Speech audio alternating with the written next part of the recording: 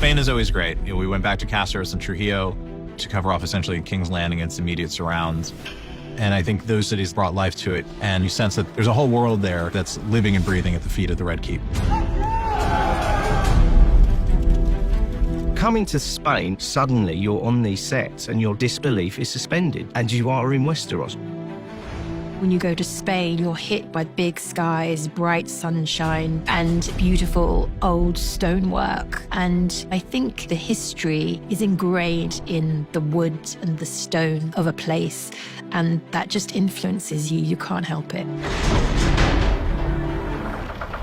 Spain was so beautiful. It does all the acting for you. Being in environments like that, you don't really have to pretend. Cáceres in Trujillo has always been very welcoming, and we also understand that the place itself is part of the production. So the value that it brings, it's not only what you're seeing on screen, but it's also the environment you're creating behind it, and that the crew feels it. To shoot on real locations has the feeling of reality, of course, but it's more the smell, the feeling, the nature that's around you. There are all these elements that you have to play with. So when you see it on screen, all of these sensations come forward as well. I got to go to Spain, which was really cool, especially seeing as we were using the real architecture of Cáceres, because you're like, wow, places like this do really exist.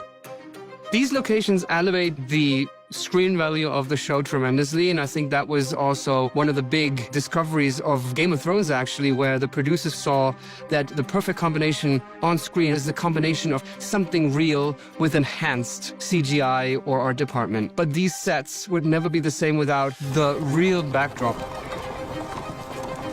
Shooting in Spain was surreal because, for a start, the town that we were shooting in feels like somebody dropped lots of buildings on top of each other with staircases connecting them. And the set is it's just there. The other thing about Spain was the locals were phenomenal. I've been on some big shows, but I've never seen a fan base like this. The people of Cáceres and Trujillo are fantastic. We were very much welcomed. I was told that up to 60% of our extras appeared in season 1. So there's a real groundswell of support, which is wonderful to go back and experience.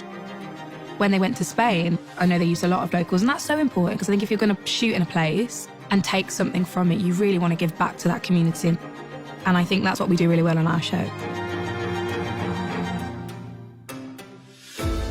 In Trujillo, we had more than 300 extras. Here in Cáceres, we have an average of 150 to 200 extras per day. And the logistics behind that is tremendous because you have to fit them beforehand. Fitting 300 people with an average of 30 people per day with costume, makeup, everything in itself is, a TV show. Spain is a perfect spot for a production like House of the Dragons because of the hospitality of the people. No matter what you come with, they're open to listening, and that's what they have been doing on this show, and they'll be very happy to make it happen in the future as well.